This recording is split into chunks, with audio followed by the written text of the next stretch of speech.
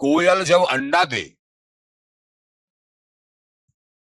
तब कौवा के घर में धरे आवे, क्योंकि उसका लालन पालन कोयल स्वयं नहीं करती है।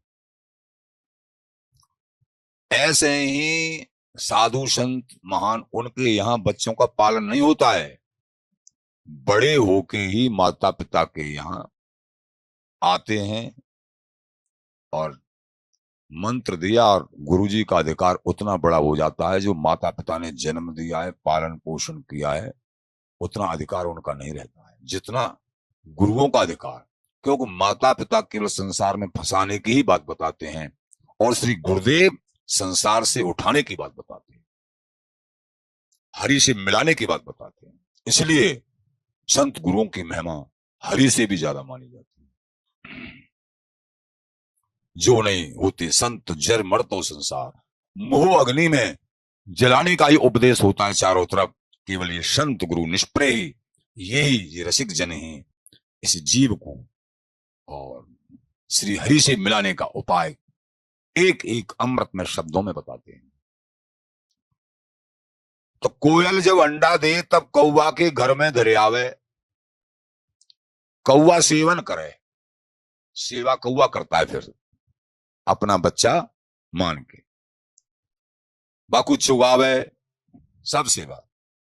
बच्चा बड़ा होए तो उड़ के कोयल के पास चला जाता है, जहां भी होती है।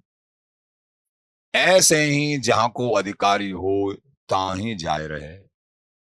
पला कहीं भी है, पोषण कहीं भी हुआ है, जन्म कहीं भी लिया है, लेकिन जब थोड़ी सत्संग की झलक पड़ी तो देखा गया है वो घर परिवार सबको छोड़ के उनको अपने नित्य स्वरूप पूर्व स्मृति हो जाती है, और वो गुरु शरणागति स्वीकार करके, अनन्य भजन करके, अनन्य रसरीति को स्वीकार करके और अपने इष्ट के प्यारे हो जाते हैं।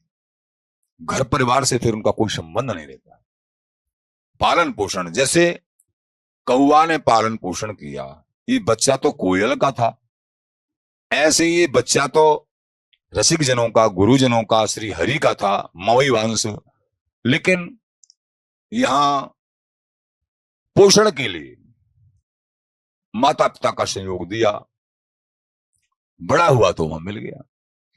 ऐसे ही जहां को जो अधिकारी होता है ताही जाए रहे।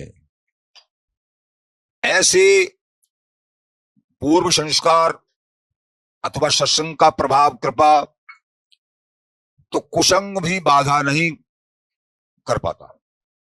ऐसे दृढ़ पूर्व विशेष संस्कार जब होते हैं, संतों का समागम तनक भी, और वहीं जाके मिल जाते हैं संत रसिकों के पास, कुसंग बीच में बाधा नहीं बन पाता है।